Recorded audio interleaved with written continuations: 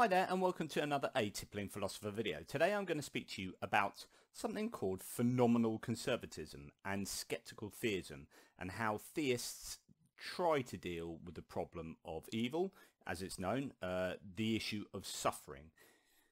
The basic idea of this video is, if suffering seems gratuitous, it probably is. And if it is gratuitous, then God isn't all loving. So, skeptical theism is defeated by phenomenal conservatism. These are big words, big phrases, terminology, jargon, but also, big ideas. So if you're not familiar, skeptical theism is a philosophical term for God moves in mysterious ways. So when confronted with the problem of evil, so why does so much suffering exist given omni-God who is all-knowing, all-powerful and all-loving, the theist often answers that we don't or can't know the mind of God. The get out of jail free card seeks to get God off the hook in light of cancer, genocide, tsunamis, predation, stubbing your toe in the morning. Any amount of suffering has to be necessary for some greater good. It cannot be gratuitous. Can't be gratuitous because if it is unnecessary, then God could have made the universe a slightly more loving way, slightly better way with slightly less suffering. And if God could have done that, then God would have done that. But since there is the amount of suffering there is, it must be that all that suffering is necessary. In light of not knowing what the reason or greater good might be, though some theologians try to give it a go with free will, soul building, original sin and other mechanisms, those are called theodicies, the theist throws up their hands and declares, well, there could be a reason. This is infuriating since, in all other contexts, theologians seem to know precisely what God thinks and intends. But when it is convenient for them, suddenly it's all a mystery. Now, there are many critical things to say about skeptical theism, but one philosophical tack to dealing with this is actually a very straightforward layman's approach: phenomenal conservatism. This is an epistemological method espoused by some philosophers such as Michael Huemer. The idea is that we are justified in holding beliefs about the world by the way they seem or appear. Take, for example, the idea that we are living in a real world and not in the Matrix, or that we're brains in a vat, or that the world started 20 minutes ago and all of our information and memories were injected into our newly formed brains. Phenomenal conservatives would say, well, it doesn't seem that this is the case, and I have no good reason to think it is, and no defeaters against why it isn't. So as Huemer sets out, and you can find this on the Internet Encyclopedia of Philosophy, he says the intuitive idea is that it makes sense to assume that things are the way they seem unless and until one has reasons for doubting this. If it seems to S, so that's an agent, if it seems to S that P, some kind of claim, proposition. So if it seems to S that P, then in the absence of defeaters, S thereby has at least some justification for believing that P.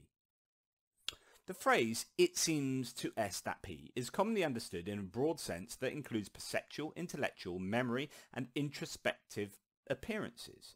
For instance, as I look at the squirrels sitting outside the window now, it seems to me that there is a squirrel there. This is an example of perceptual appearance, more specifically a visual appearance. When I think about the proposition that no completely blue object is simultaneously red, it seems to me that this proposition is true. This is an intellectual appearance, more specifically an intuition. When I think about my most recent meal, I seem to remember eating a tomatillo cake. This is a mnemonic memory appearance. And when I think about my current mental state, it seems to me that I'm slightly thirsty. This is an introspective appearance. Okay, so that's Michael Huemer talking about phenomenal conservatism.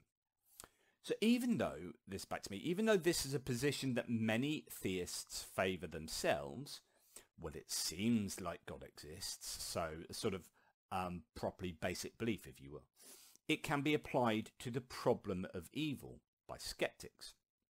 Suffering seems gratuitous.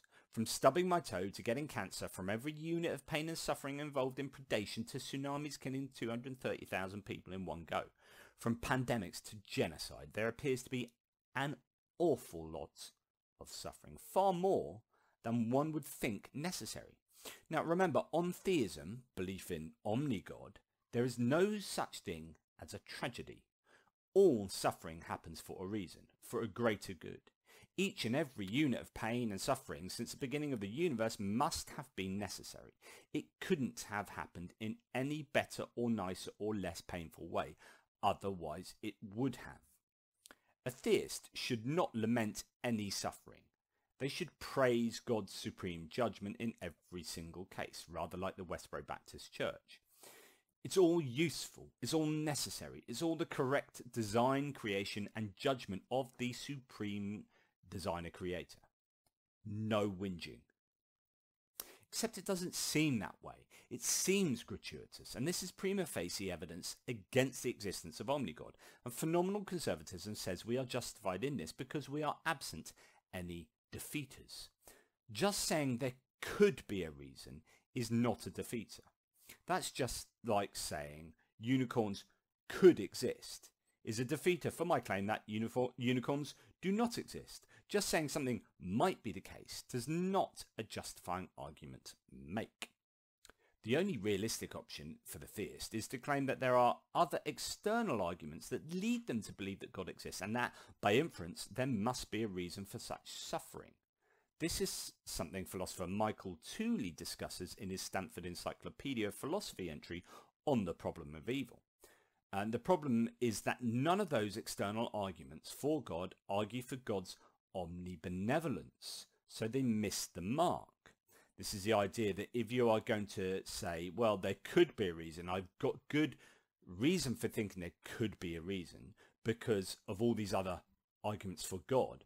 Actually, none of those arguments argue for an all-loving God that is assumed in the omni-God belief that seeks to underwrite there could be a reason for so much suffering.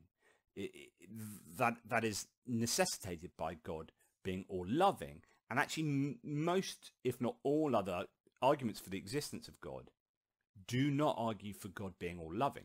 So this is what Tooley says in his SEP entry. Quote, the situation is not essentially different in the case of the argument from order or in the case of the fine-tuning argument. For while those arguments, if they were sound, would provide grounds for drawing some tentative conclusion concerning the moral character of the designer or creator of the universe, the conclusion in question would not be the one that could be used to overthrow the argument from evil. For given the mixture of good and evil that one finds in the world, the argument from order can hardly provide support even for the existence of a designer or creator who is very good, let alone one who is morally perfect. So it's very hard to see how any teleological argument, any more than any cosmological, could overturn the argument from evil. A similar conclusion can be defended with respect to other arguments such as those that appeal to purported miracles or religious experiences. And he just talked about cosmological arguments before that. So, and it's back to me obviously, the only sort of argument that could do this, that could give you kind of inferential justification for belief in God and therefore skeptical theism, the only sort of argument that could do this would be an ontological argument that attempts to smuggle in omnibenevolence as a necessary characteristic of this necessary being. And that is, in my opinion, a tall order. So as Emerson Green, who I've had on this channel twice, and I'm going to put up my the interview he gave to me in a few days' time, opines in his piece on skeptical theism, quote, everyone agrees that there seems to be gratuitous suffering, so until you offered a defeater for that seeming, then we're rationally justified in affirming that the world is how it seems in this regard. And since the existence of gratuitous suffering is far more likely on naturalism than on theism, the fact that we observe gratuitous suffering is strong evidence against theism. So we have two hypotheses competing here. One, God is love. Omni-God exists and has designed and created the world, thus conforming the world to fit in with his characteristics of being all-knowing, all-powerful, and all-loving. Or two, naturalistic atheism. The universe is ambivalent to pain and suffering. Evolution works with the tools it has available. shit happens. Which thesis best predicts the data of a vast amount of suffering, the phenomenal amount of suffering throughout time and space?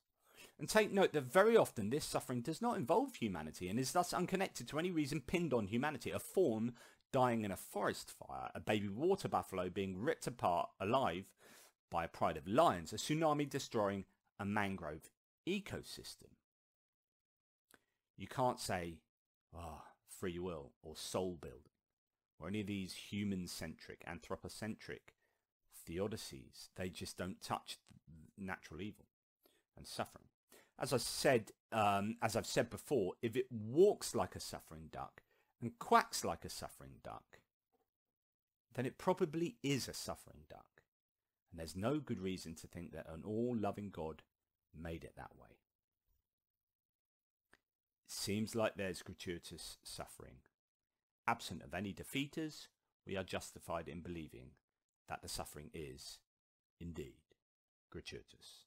And given that, Omnigod doesn't exist. Or, more accurately, Omnigod most probably doesn't exist.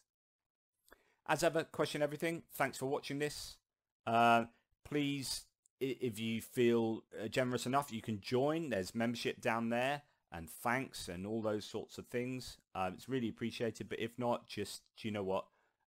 Like, subscribe and share my videos. It'll be really, truly appreciated. As ever, question everything, especially yourself.